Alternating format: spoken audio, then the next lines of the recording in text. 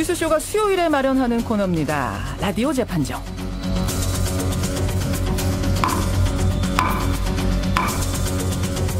예, 그런데 오늘은 화요일이죠. 요일을 살짝 바꿨습니다. 왜냐면요, 지금 논란이 되고 있는 뜨거운 이슈, 현안이 있기 때문에 살짝 요일을 바꿔서 오늘로 좀 당겨봤는데요. 청취자 여러분께서는 양측 변호인들 변론을 들으시면서 배심원 자격으로 판결을 내려주시면 되는 건 이제는 잘 아시죠? 예, 오늘도 두 분의 변호인 이 자리에 모셨습니다. 금태섭 변호사 어서 오세요. 예, 안녕하십니까. 노영희 변호사도 반갑습니다. 네, 반갑습니다. 예, 오늘은요.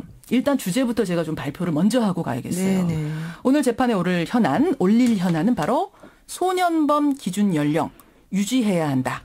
아니다. 더 내려야 한다. 자, 왜 이런 주제를 재판정에 올렸는지 여러분 바로 눈치를 채셨을 거예요. 바로 용인 캣맘 사건. 이제는 이름을 좀 바꿔야 됩니다. 용인 벽돌 투척 사건 때문인데 두 분은 이 용의자가 초등학생일 거라고 상상하셨어요? 금 변호사 상상하셨어요? 글쎄요, 뭐 미리 예견하기는 어려웠는데 네. 나중에 들어보니까 저도 어려서 이제 그 아파트 옥상에서 놀고 그랬기 때문에 이런 일이 있을 수도 있을 거라는 생각은 듭니다.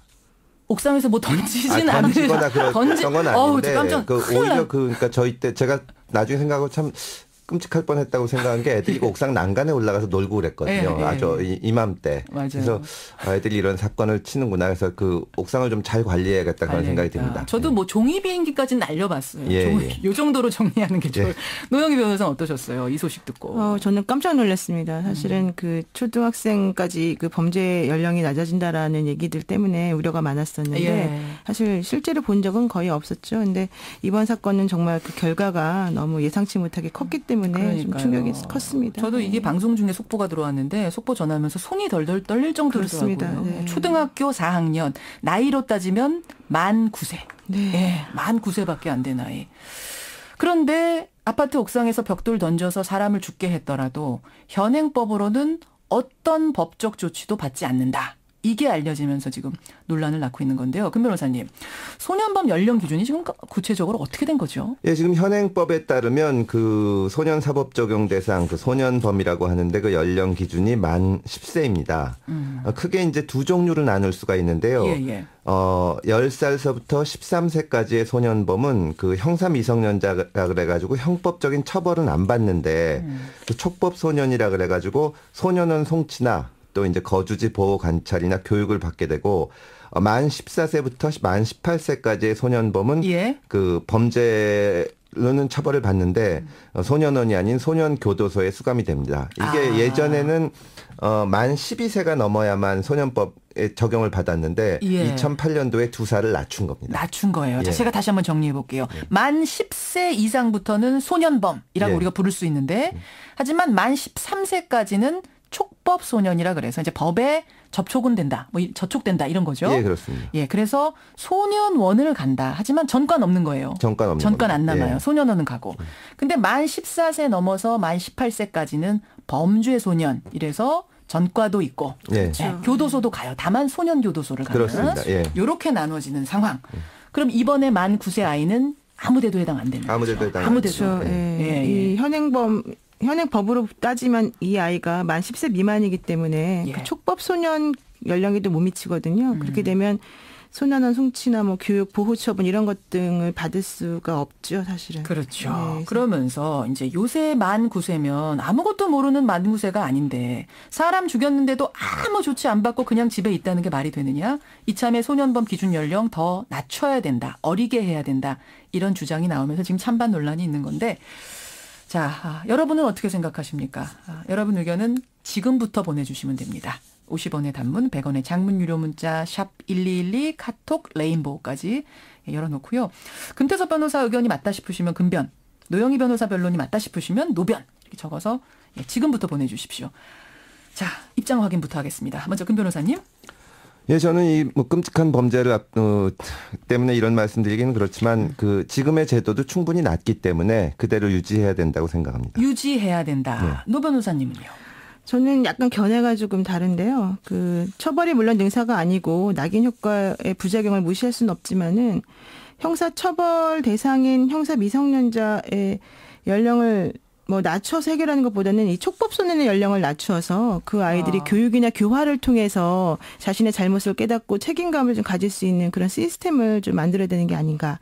즉 지금 현행법으로는 만 10세 이상이 사실 촉법소년인데요. 그 연령을 한 2년 정도 더 낮춰서 형사 처벌은 안 받는다 하더라도 본인이 한 행동에 대한 책임을 느끼고 그런 것을 잘못했다라는 걸 깨달은 다음에 교화시킬 수 있는 그런 시스템은 당연히 마련돼야 되는 거죠. 소년에 갈 수 있는 촉법 소년 연령을 더 낮춰야 된다면 얼마나 낮춰야 된다고 생각하시나요? 일반적으로는 한 2살 정도를 더 낮추는 것이 맞습니다. 만 8세요? 네, 그렇습니다. 그러면 초등학교 1, 2학년인데. 근데 실제로 이 촉법 소년이라고 해서 무조건 아이들을 소년을 보내는 것은 아니고 이제 이 아이들을 교화하는 시스템 속에 집어넣는 거거든요. 근데 지금 현재 시스템으로는 사실 아이들을 교화시킬 수 못하는 그런 그 교화의 사각지대가 존재하거든요. 그래서 이런 그 사회가 지금 흉폭해지고 청소년이나 어린아이들의 이런 그 유해물질에 노출되는 빈도가 많아지면서 문제가 많이 생기고 있는데 그럼에도 불구하고 이 아이들을 형사처벌은 안 해도 됩니다만은 이 아이들이 잘못했다는 것을 깨닫고 그 아이들을 교육시킬 수 있는 시스템에 못 집어넣는다면 사실 아이들은 그 무책임함은 점점 더 배가 될 수밖에 없거든요. 시스템 안에 넣어줘야 된다. 그렇죠. 그 소년원은 그러니까 갈 수도 있고 안 갈 수도 있는 그렇죠. 거예요? 소년원에 가는 비율이 많지는 않습니다. 근데 이 정도 살인을 할 정도면은 그러면 소년원 갈 거 아니에요?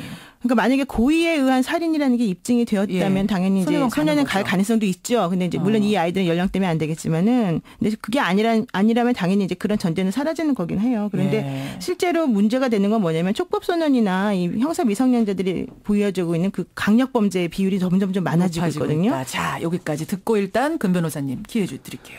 예, 지금 우리나라의 이 연령 기준이 거의 대부분의 선진국과 같습니다. 그 유일하게 이것보다 낮은 것이 미국인데 미성년자 또는 아이들이 저지르는 이제 사건에 대해서 가장 엄하게 이제 다루는 것이 미국입니다. 미국은 얼마나 낮은가요? 지금 6세인가 만 6세. 만 6세로 알고 있습니다. 예, 6세. 만 6세요? 예. 유치원생을 보내요? 유치원생도 이제 그 법에 의해서 처리가 되게 되고 인도도 그렇죠. 특히 미국은 그 미성년자의 가 저지른 범죄에 대해서 사형도 시키고 그런 일이 꽤 많습니다. 그래요. 이제 어떤 경우에는 이제 몸집도 크고 하기 때문에 한참 논란이 됐던 사건이 2000년대 초반에 이제 보기에는 성인이랑 똑같은데 14세 소년이 여자아이한테 레슬링 하자고 해가지고 이제 사망하게 한 사건이 있는데 그때 사형까지도 얘기가 되다가 결국은 가석방 없는 종신형으로 됐는데 문제는 이렇게 처리를 한다 그래가지고 미국에 있어서 소년범의 이 빈도가 낮아지냐, 소년범이 정리하면 절대 그렇지 않습니다. 예, 오히려 더 많고, 그래서 이것이 이제 끔찍한 사건이 안 일어나도록 어떻게 피해자 측 시각에서는 범죄를 줄여야 되는데 선진국들이 10세에 맞춘 것은 어느 정도 더 이상 낮은 데 대해서는 이 형사적인 절차로 범죄를 낮추기가 어렵고 오히려 그 너무 어린 나이에 형사 절차하고 이렇게 접촉을 하게 되면 더 범죄의 길로 가는 수가 많기 오히려 때문에 거기 안에서 만난 나쁜 사람들한테 그렇죠. 물들 수도 있다. 실제로 저희가 현장에서 보면 이제 그 좋은 뜻으로는 뭐 교화라고 하지만 교도소도 뭐 좋게 좋은 길로 교화한다 그런 뜻인데 실제로 현장에서 이걸 구현하는 것은 거의 불가능합니다. 그래요. 그래서 더 이상 낮추는 것은 효과가 없다. 그러면서 어떻게 생각하세요? 그러니까 아무리 연령 낮춰도 범죄율이 떨어지지 않더라. 효과가 없더라. 그거는 촉법소년 연령을 낮추었는데 효과가 없다고 볼 것이 아니고 촉법소년 연령을 낮추었음에도 불구하고 교육 시스템이나 교화 시스템이 잘못돼서 그렇다고. 시스템이 잘못됐기 때문에. 그렇게 봐야 되고요. 현재 지금 통계에 나온 것을 보면 대검찰청 통계가 나와 있는데요. 예를 들어서 그 18세 미만 청소년의 범죄 건수가 2012년에는 10만 7,490명이었거든요. 근데 그 중에서 촉법소년, 즉 그 형사처벌은 받지 않지만 사실은 이제 그 교화나 이런 것도 통해서 해결해야 되는 그런 사람들이 저지른 범죄 중에서 강간 같은 범죄의 비율이 57.9%, 또 방화 그 범죄가 32.7%, 강도가 9.2% 이런 식으로 나타났어요. 만 10세에서 13세인데 그렇죠. 50%가 강간죄예요. 그렇죠. 그 아이들이 저지른 죄 중에서 지금 말하자면 강력 범죄가 엄청나게 늘어나고 있다는 거거든요. 그래서 이 아이들에 대해서 그러면 아이들이 저지른 범죄니까 아무것도 하지 말아라? 이거는 말이 안 된다는 거죠. 말이 안 된다. 근데 지금 청취자 2261님은 이거 너무 잔인하다. 그래도 아이들한테까지 저 소년원에 가라 하는 게 좀 잔인하다. 만 8세면 너무 어리다라고 하시는데 어떻게 생각하세요? 만 8세면 이제 우리나라 나이로 보통 한 10살 정도 되는데요. 이제 그 아이들을 무조건 소년원에 보내는 게 아닙니다. 이게 약간 개념이 좀 잘못되어서 소년을 우리나라 사람들이 약간 소년 교도소처럼 생각하시는 경향이 좀 있어요. 근데 소년 교도소처럼 그 아이들을 뭐 감옥에 집어넣는 이런 시스템이 아니고 이 아이들 아이들을 보통 한 17% 정도만이 소년원에 가서 정말로 이런 교육을 받고 대부분의 경우에는 이제 경찰이라던가 사회유지라던가 가정이라던가 이런 곳에서 체계화된 교육을 받습니다. 교육, 보호, 관찰 그렇습니다. 네, 이런 걸 말씀하시는 거예요. 자, 청취자 배심원들의 중간평가 잠깐 들어보죠. 0675님은 노영희 변호사 말이 맞습니다. 바늘도둑이 소도둑됩니다. 옛날 우리 시절의 그 초등학생 생각하면 오산이다 하셨고 반면에 금태섭 변호사 말이 맞다 하시는 분은 문순영 님이세요. 어린이들에게 책임만을 강요할 게 아닙니다. 어른들이 우리가 얼마나 잘 가르치고 모범 보여줬는지부터 반성하자 하셨어요. 양희준 님은 연령 낮추는데 동의합니다. 왜냐하면 요즘 아이들 안에 어른이 들어있습니다. 그러셨어. 애어른들이 많다. 맞아요. 이런 얘기를 지금 하신 거고. 반면에 2533님은 연령 낮춰서 소년원이란 게 결국 어린이 감옥 되는 거 아니냐. 예. 형벌보다는 사회봉사 뭐 이런 쪽으로 계도하자. 이런 그렇죠. 문자도 들어오는데 금수대 변호사. 예, 이 제도를 고치는 것은 이제 이 실제로 현장에서 어떻게 적용될지를 봐야 됩니다. 네. 사실은 뭐 강력 범죄를 저지르는 아이들이 소년원에 갈 것 같지만 그렇지 않습니다. 왜냐하면 범죄가 좀 중하더라도 예. 집에서 부모가 얘를 교육시킬 만한 그 능력과 의지가 있다고 보면 예. 집에 맡기는 경우가 오히려 많고 그래요. 오히려 결손 가정이나 어려운 애들은 그럴 환경이 안 되기 때문에 여러 번 저지르면 소년원에 가게 되는데 실제로 제가 검찰에 있을 때 보면 현장에서 보면 예. 소년원에 가는 애들은 본드 불다가 여러 번 걸린 애들 또 오토바이 같은 거 몇 번 훔친 애들 예. 이런 애들이 가게 되는데 제가 검사 생활하면서 가장 후회한 게 제가 직접 만난 애들이라도 어떻게 개인적인 뭐 자매 결연 같은 거라도 맺어서 보는 게 애들한테 도움이 되지 않았을까. 실제로는 우리가 얘는 좀 어떻게 해야겠다고 하는 무거운 잘못을 저지른 아이들도 집안에 맡기는 게 낫거든요. 오히려 이걸 연령을 낮추면 진짜 그 본드 불거나 뭐 이랬던 애들이 그 들락날락거리면서 범죄자의 길을 걷게 됩니다. 그래서 현실을 놓고 봤을 때 노영희 변호사님 말씀대로 시스템이 완비된다면 고려해 볼 수 있지만 어느 나라도 그렇게까지 하기가 어렵습니다. 교정이. 시스템이 정말 완벽하다면 좋은 얘기지만 실상은 시스템이 구비가 안 된다. 미국도 안 되더라. 노영희 변호사님 어떠세요? 시스템이 완비가 안 됐기 때문에 계속해서 아이들이 저지르고 있는 잘못에 대해서 그러면 방치해도 되느냐. 이 문제는 다른 문제거든요. 예를 들면 지금 우리가 이런 논의를 하는 것 자체가 무엇 때문이냐면 책임 능력이라고 하는 것 때문입니다. 책임 능력. 예, 아이들은 책임 능력이 없다. 본인이 저지른 잘못이 무엇인지 본인의 행동 때문에 어떤 결과가 나왔는지를 받아들이고 이해하지 못한 상태에서 저질렀기 때문에 그 아이들을 무조건 혼내고 무조건 처벌해서 무조건 낙인을 찍는 것이 옳지 않다. 이게 바로 이제 이 아이들의 형사 미성년자 연령이나 촉법소년 연령을 논의하는 그 전제가 되는 건데요. 실질적으로 요즘에는 신체적으로 너무 성숙해 있지 않습니까? 그렇지만 정신적이나 도덕적으로는 또 책임감이 너무 없어지고 있어요. 아까 애들이 몸은 크는데 그렇죠. 머리는 같이 않고요. 그래서 자신의 행동이 어떤 식의 결과를 나올 수 있다는 것을 분명히 인지시켜줘야 되는 것이고 내가 재미로 던진 돌 때문에 맞아 죽는 개구리가 있다. 이거를 우리가 분명하게 이해시킬 수 있어야 되거든요. 그거를 이제 촉법소년으로 뭐 연령 낮추면서까지가 아니라 집에서 엄마들이 부모들이 데려다가 교육시킬 수는 없어요. 아, 그럼요. 그 부모들이 데려다 교육시키는 것도 촉법소년에 대한 보호처분 중에 하나가 되거든요.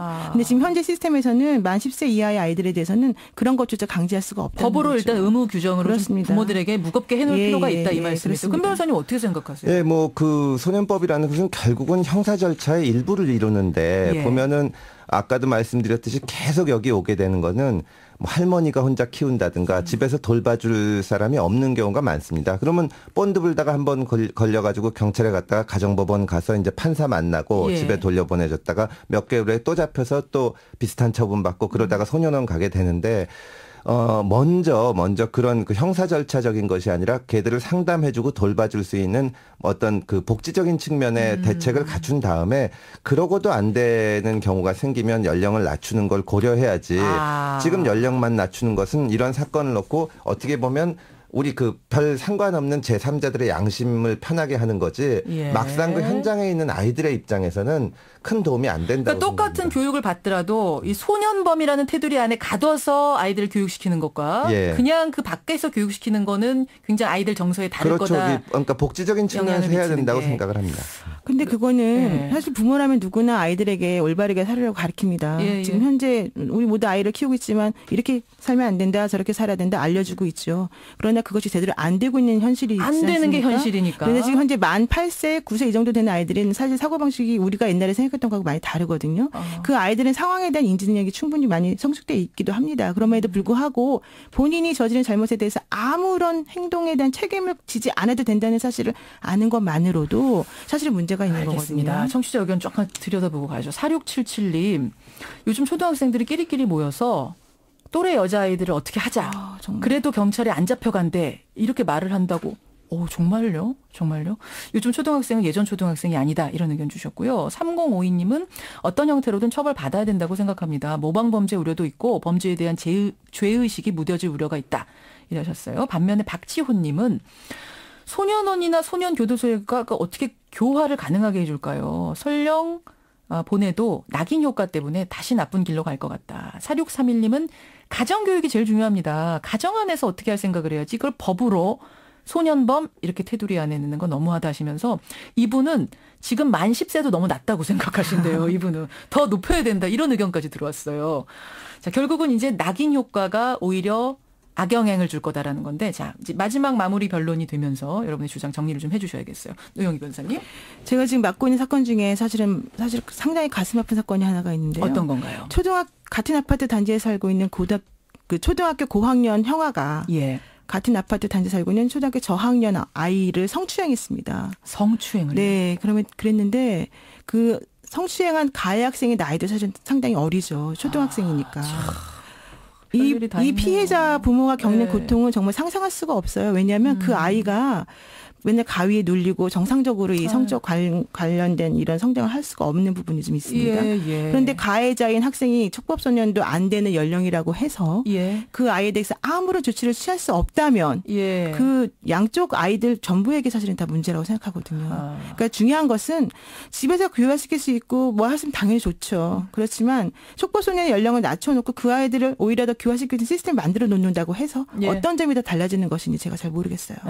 김태섭 변호사님 어떻게 생각하세요? 7살, 8살, 9살 이런 어린아이들이 끔찍한 사건을 저질렀을 경우에 그 책임은 아무 조치도 취할 수 없다는 건 말이 안 되는 겁니다. 그런데 그 책임은 아이보다는 부모한테 있다고 할 수 있고. 아까 청취자 어떤 분이 말씀하셨죠? 그 민사 책임을 통해서 이 충분한 그 책임을 지게 해야 되고 또 그 과정에서 가해자도 이제 느끼게 됩니다. 자기 부모가 이제 엄청나게 힘들게 되니까. 다만 결국은 아이들은 아직 판단력이 성숙하지 않았을 때이기 때문에 피해자뿐만 아니라 가해자도 더 이상 범죄의 길로 가지 않도록 교정해야 되는데 그것을 현실적으로 놓고 볼 때는 형사적인 책임 연령을 낮춰서 그쪽으로 가는 것보다는 부모의 책임지는 모습을 보게 하고 어떤 복지적인 측면으로 교육해 나가는 그런 방식으로 좀 힘들지만 가야 된다고 생각합니다. 노영희 변호사님 지금 손을 드셨어요. 왜 손 드셨어요? 근데 한마디만 더. 부모가 책임지는 부분은 사실 돈으로 해결한다는 것밖에 없거든요. 민사니까. 그렇죠. 결과적으로 그걸로는 안 된다. 그거 가지고는 부족하다는. 자, 여러분 지금 보내주셔야 됩니다. 50원의 단문 100원의 장문 유료 문자 샵 1212 그리고 무료로 열려있는 카톡과 레인보우로 의견 보내주시고요. 뭐 노변, 금변 이런 식으로 보내주셔도 됩니다. 얼른 주시면 저희가 밖에서 집계하겠습니다. 집계가 이루어지는 동안 이런 질문이 하나 들어왔어요. 어제부터 많이 들어온 질문인데 이번 용인 벽돌 투척 사건 보면서 이 아이들이 지금 낙하 실험을 하다가 실수를 했다는 건데 이게 진짜 낙하 실험한 게 아니라 만약 부모가 이렇게 말하라고 시킨 거라면 여기에 대해서 부모는 처벌을 받는가? 이 질문이 어제부터 많이 들어오더라고요. 처벌 받지 않죠. 왜냐하면 예를 들면 생각해 볼 수 있는 게 증거 은닉, 인멸 이런 거 하고 범인 도피죄 내지는 위증교사 이런 걸 생각해 볼 수 있겠지만 이 아이들이 지금 재판에 회부돼서 선서해가지고 증언을 한 것이 아니기 때문에 위증죄는 당연히 성립이 안 되는 것이고 그렇다면 위증교사도 안 되는 것이고 또 부모가 자식에 대해서 어떻게 얘기하라고 했다고 해서 그 아이에 대해서 범인 도피나 은닉을 도와줬다라는 그런 식으로 처벌하지는 않습니다. 일단 부모가 자식에 대해서 거짓말하라고 한 거는 문제가 안 돼요. 그런가요? 이건 수사 과정에서는 부모뿐만 아니라 누구나 마찬가지고 이건 연령을 낮춘다고 해결되는 문제는 아닌데 다만 부모가 민사 책임을 지기 때문에 위자료 산정하거나 할 때 충분히 고려가 될 것으로 생각합니다. 고의성 있느냐 없느냐에 따라서 민사 책임 정도는 많이 달라집니까? 많이 달라져요. 얼마나 달라져요? 과실인 경우에는 이제 상대방의 뭐 하고 이렇게 과실 생계도 될 수 있지만 고의는 다 책임져야 되고 위자료 X나 이런 것도 많이 원래 달라집니다. 민사는 고의나 과실이나 따지지 않고 실제 손해가 있으면 그걸 배상하는 것이 원칙입니다만은 이런 경우는 위자료 산정에서 문제가 되겠죠. 실손해보다. 네, 사람이 숨졌으니까. 예, 네, 그렇습니다. 그래서 지금 경찰이 철저하게 더 수사를 하고 있는 상황이다. 자, 그 사이에 여러분 문자가 속속 도착을 했습니다. 이렇게 나왔군요. 이렇게 나왔군요. 아닌가요? 집계가 지금도 되고 있나요? 예, 문자가 이제 후반부에 지금 쏟아지고 있어서 집계를 지금 막 하고 계시는 것 같습니다. 그 사이에 문자 잠깐 보겠습니다. 9191님. 옥상에 올라가서 지붕을 타고 넘어갔습니다. 옆 라인으로. 그래서 벽돌을 던진 아이들이라면 정말 사람 있는 걸 모르고 던졌을까요? 교화조차도 안 받는 거는 말이 안 된다 하셨습니다. 반면에 5540님은 앞으로 살아갈 날이 훨씬 많은 철없는 아이들입니다. 어차피 얘네들 평생 속죄하면서 살 텐데 소년범이라는 법적 테두리 안에 넣는 건 과하다. 예, 이런 의견 들어오는 와중에 집계가 됐군요. 자, 라디오 재판정. 소년범의 나이를 지금보다 낮춰야 한다. 아니다. 현행이 좋다. 이 두 개에 대한 우리 뉴스쇼 가족들, 뉴스쇼 배심원들은 62% 대 38%로 소년범의 기준 연령은 낮춰야 한다. 노영희 변호사의 손을 들어주셨습니다. 노영희 변호사 눈을 감고 계세요. 지금. 제가 학교폭력대책위원회 위원인데 위원이세요? 너무너무 슬퍼요. 사실은. 슬퍼요. 네. 왜 이렇게 됐는가. 정말 현실이 정말 암담합니다. 주장하면서 슬프시죠. 그렇습니다. 예, 범죄가 이렇게 들어가고 있는. 저 금태섭 변호사. 이 결과 어떻게 위원을 받아들이세요? 했는데 이게 하셨어요? 우리가 지금까지 투표한 것 중에 가장 의견이 적은 차이로 갈린 것 같습니다. 많은 애들 좀 잘 키워야겠다는 생각이 듭니다. 어쨌든 이건 뉴스쇼 청취자들의 의견입니다. 우리 전체적인 여론이 어떨지 모르겠습니다만 여러분도 들으시면서 여러분 나름의 생각을 좀 정리를 해보시고요. 우리 라디오 재판정은 좀 밝은 주제 같은 거 없나요? 좀 웃으면서 할 수 있는 주제도 한번 찾아봐야겠어요. 그렇습니다. 예, 오늘 수고하셨습니다. 두 분 고맙습니다. 감사합니다. 고맙습니다. 예, 금태섭 변호사, 노영희 변호사, 금태섭 변호사였습니다.